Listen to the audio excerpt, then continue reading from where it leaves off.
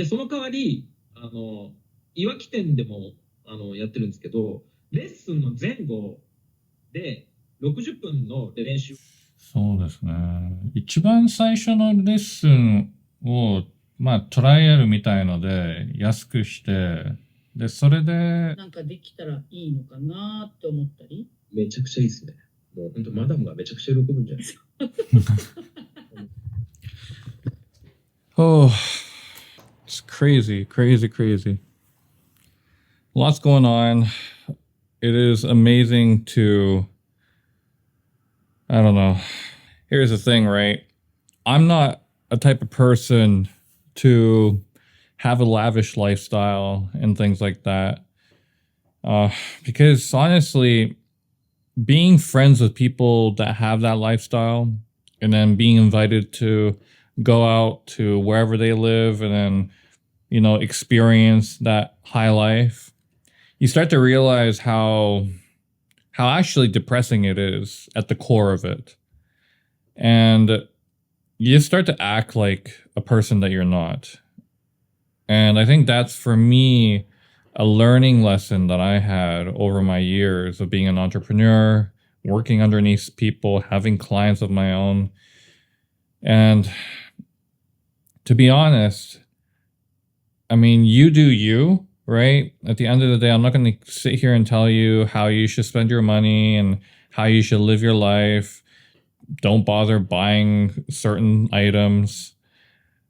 I mean, at the end of the day, you should be, depending on where you live in the world, you should be spending money to minimize your tax bill. You should be, investing your money and growing it, because here's the thing. A lot of people say have multiple streams of income, and which is true, right? But just because you have 5, don't stop.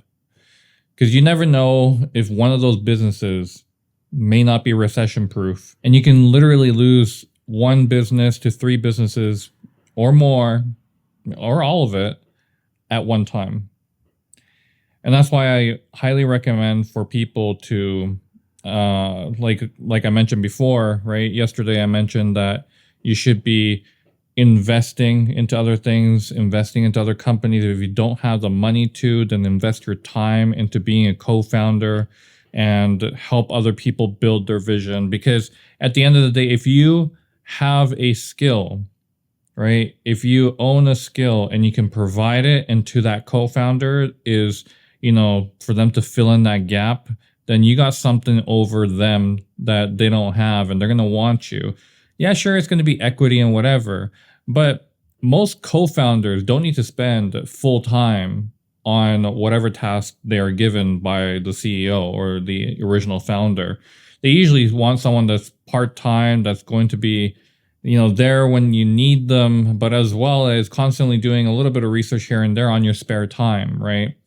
Just imagine you owning a company and you founding it, and you have a full-time job, you're bootstrapping it yourself, and you only have the time late at night to do a little bit of research and to do outreach and stuff like that.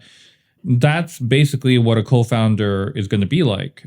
So I highly recommend people to look into other people. I go on to like LinkedIn and I type in like co-founder, and I go to jobs, and I see a bunch all over the world, right? Different projects, and some of them are super interesting. So if it resonates with you and you believe in the product that they're selling or the service, I think you should apply for being a co-founder and dedicate some time. And, this is going to be a learning curve for most of you who's never done this before. Maybe you may not have too much experience in being a co-founder, but you have experience in marketing, you have experience in social media, you have experience in sales, whatever it is that you can provide value for, just go for it. Because the worst that can happen is you build a connection with that person, and later down the road, maybe they succeed and become a huge company, right? And they're going to want to invest some of their wealth. Well, if you're starting your own business and you have that connection, it's going to be easier to pitch them your business later down the road. And yeah, it's just like business is all about networking. And if you don't have the network, and if you're not willing to talk to people, even as little as DMing them on LinkedIn, then unfortunately, you're not going to be successful, right? It's just success is going to be a limit. You can make a company by yourself. You can, develop an application by yourself and sell it. And then, maybe make a couple $100,000 or $1 million. And then you'd be like, okay, well, I'm going to move on to the next thing. And you can keep doing that. And there are people that do that. But the thing is, you're going to eventually run into depending on others. Like, you're going to get tired of this thing, right? Like, you're constantly going to have to think of new ideas. And if you're okay with that, then by all means do it. But if you're not, and you want to kind of ease a little bit of the responsibilities, let go of the baby, as we say in business, and let other people handle it as well, and give up some equity for it. I mean, I'd be willing to give up 50% equity to any other person that's co-founding with me if I can offload 50% of the work, right? That's basically my goal. So, and I don't have to pay salary up front. It's pure equity. So it's just another way to do business, right? And I think a lot of people should know that, and hopefully you guys can kind of explore more options, and that's what I want you guys to do.